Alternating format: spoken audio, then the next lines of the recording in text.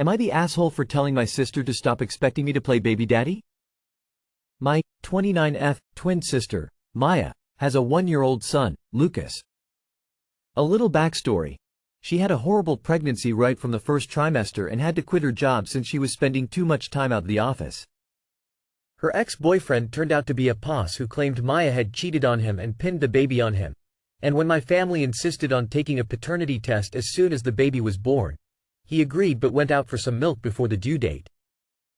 After Lucas was born, finances became too tricky with the newborn and Maya's postpartum complications. She asked if I could let her stay with me temporarily so she doesn't have to pay rent, and I agreed. I have an extra room in my house, which I inherited from my grandma, so I don't have to worry about rent either. Long story short, it's been tough living with a baby whose mother needs so much more help than one person can provide. Our parents lived too far to be of any help. Anyway, I didn't mind waking up half the time to give Lucas his bottle or staying with him when she needed some time to herself. I also paid for everything baby-related. Hospital bills for both her and my nephew, food, clothes, and diapers, you name it. But now that both Maya and my nephew are stable enough that she resumed working, she started pushing for more. She expected me to keep paying for everything, but I told her it's harder now that I'm not putting in as many hours and I get paid per hour. Still, she buys nothing and I end up paying anyway. She also thinks it doesn't make sense to pay for daycare when I'm home most of the day. I ended up paying for it myself when she wouldn't. I think it's important to add I refuse to adopt Lucas. Everyone has always known I will adopt a child or more in the future, but when Maya asked, I didn't think she would be willing to stay in her bio son's life as an aunt, and I don't think the confusion would do anyone any good. So Monday, she asked me to take Lucas to his hospital appointment and I said no. I told her to take a day off for that, because my job hasn't been doing well lately as I've been spending too much time taking care of Lucas. She pointed out how this is my nephew and if I adopt kids, I will need to make sacrifices too, to which I said, I will make them when the time comes, but I'm not Lucas's dad, and although I'm happy to help where I can, I shouldn't be expected to change my life for him. Maya took a day off, but since the appointment, she hasn't spoken to me except a yes, no mumble when I talk to her, and she's been keeping Lucas in her room when he's not at daycare. I love the little guy with all my life, and I'm wondering if maybe I took things too far. Am I the asshole? ETA because I can't reply to all the comments. I may have caused some gender confusion with my phrasing, but I am female, we're identical twins. I used the exact words, I'm not his dad, in our argument despite my gender, so that's what I wrote on the post. AITA. Mentioning you'll have to make sacrifices after how much you've already stepped up reeks of manipulation and entitlement. Yes, she has it hard, but she also needs to appreciate and respect how much you've helped. And you need the ability to live and move freely or you'll both sink. Perhaps she should go move in with mom or dad, but you should definitely discuss responsibilities, finances and a move-out date. Not the asshole. Important boundary set here. You are not the father or employed as a babysitter. Setting this boundary now is important to nip unreasonable expectations in the bud. AITA. Your sister is taking advantage of you. You need to reclaim your life and house. Not the asshole. I have sadly been in your position as a sister and I must say, it won't end well. You will always be reminded that it's not your kid when it's convenient for them. In my opinion, she should live on her own with her kid. You can then do normal auntie duties and not second parent duties. I hope this helps. If it doesn't, disregard. Good luck. Not the asshole. Respectfully, ma'am, you need to kick Maya out. She's a mooch and she's messing up your work situation by insisting you finance her life and take care of the child she chose to have. Stop paying for daycare. That's her responsibility. Change your hours or find another job.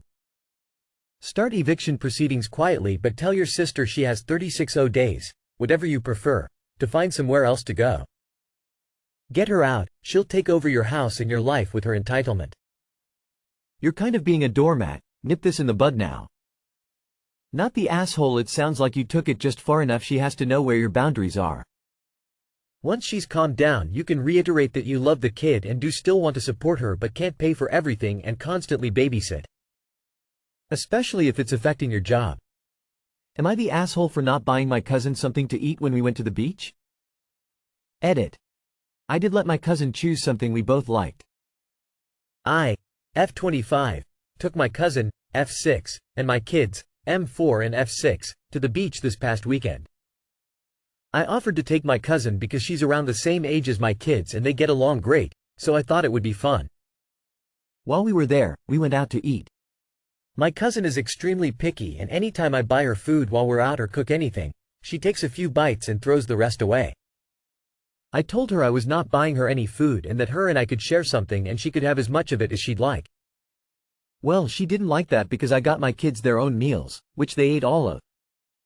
We ended up sharing anyways and she, like I thought, she took a few bites and then said she was full. The way rest of the day was fine. Well, flash forward to after I drop her back home. I get a text from my aunt asking why I didn't buy her own meal and that my cousin is telling her we shared while my kids didn't. I explained the situation to her and she told me I could have packed her food up to go if she didn't eat it. But I don't see the issue seeing as she did exactly what I thought she would do and she also had other food throughout the day that we packed such as snacks and sandwiches. So am I the asshole? Not the asshole as long as you ensured she was able to eat enough to be not hungry, it's fine. I think you phrased it wrong. You should say you didn't get yourself a meal and you just ate her leftovers. Not the asshole. She took a few bites and then said she was full. The child's needs were met while under your watch. End of story. I get a text from the aunt asking why I didn't buy her own meal. Because enabling wastefulness is wrong. Not the asshole. While it would have been nice for her to have been included, the post implies that in the past you have been more than willing to buy her meals, but she either chooses not to eat and/or throws them away. If the mother knows that she is a picky eater, then the best recourse is for them to pack a prepared meal for the trip. This is how my family has done these type of excursions if they knew there was going to be food that I could not, or would not, eat. Not the asshole. You should edit your post to add that you let your cousin choose the shared meal, chicken tenders and fries. If you hadn't let her choose, you would have been the A, but you're good. I personally can't stand it when anyone consistently orders too much food and ends up throwing tons away, especially when I'm paying. You are the asshole not because of your actions, but because of the way you talk to her. She is only 6 and felt left out. She didn't understand you were eating with her, she understood she wasn't allowed to eat like her cousins. Am I the asshole for telling my son's mom that she deserved to be cussed at and should apologize to our son? My middle son Alex is 10. He was a total mama's boy until age 6 when he swung hard into being a daddy's boy. My ex and I divorced around that time. At least around me, my kids are not particularly modest. We're just 4 dudes who like being cold. Last week Alex broke his leg after slipping on the stairs. He was with me that week and I had to help him get into the bath, wash him, I'm afraid he'll fall trying to wash on one foot, and help him dress, just faster if I do it. My kids went to their moms yesterday and she called me saying that Alex cussed her out. Alex is the sweetest kid in the world. He can get emotional but not angry emotional. I asked what happened and she casually mentioned she was going to help him take a bath and he told her to get the fuck out of the bathroom. I asked if was naked and she said obviously and he was fighting with her about helping him. I said you messed up. He doesn't want you in the bathroom when he's in the tub naked, let alone you trying to help him. I said I bet you didn't even knock when you went into the bathroom. She said, oh so it's my fault? I said yes it is your fault. He's 10 not 4. You were quite thoughtless. If you were a girl, then I would ask what he was comfortable with and not barged in.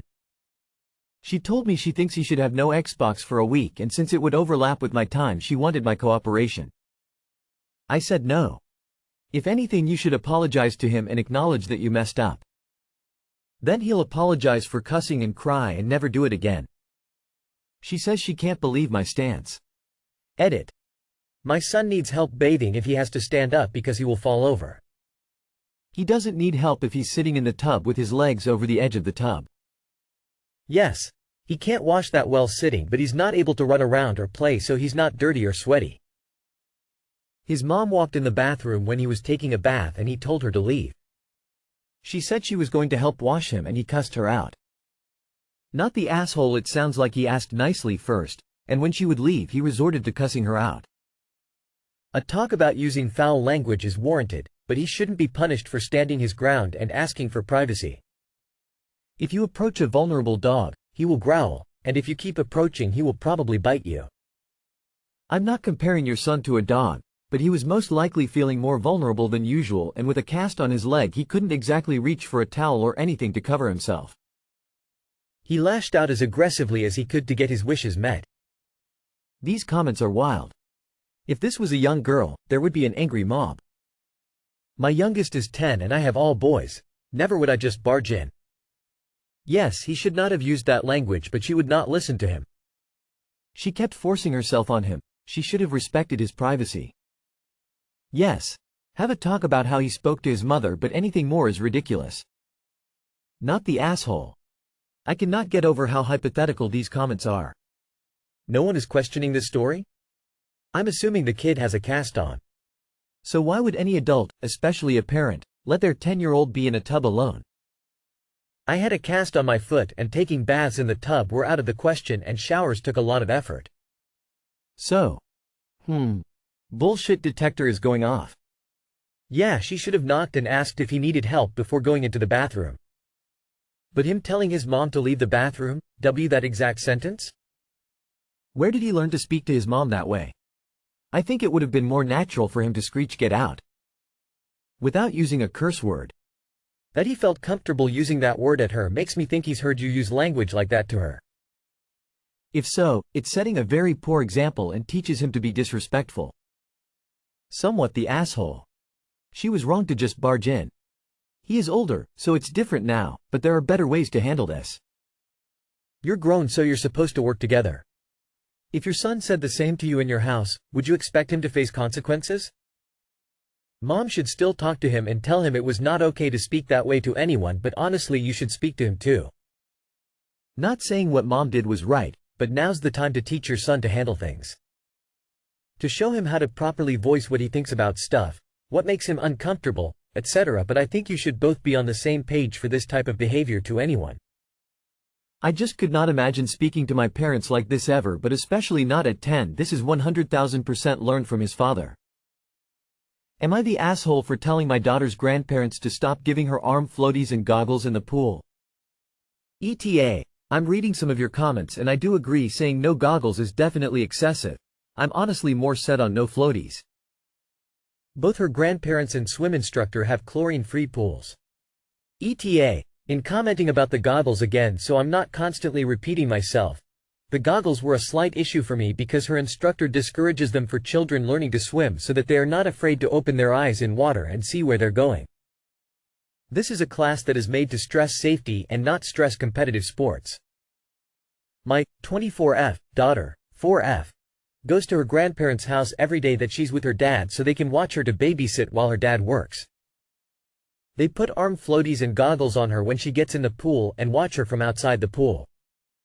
I told them to stop putting them on her, because she is in swim classes and it causes delays and regressions in her skills and causes her to swim with unnatural skills.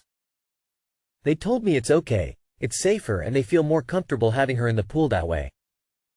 I told them I take her to swim every week, and I see her regressing and struggling to be comfortable in the pool now without floaties or goggles when she normally is a very strong swimmer for her age, and I'm not really asking.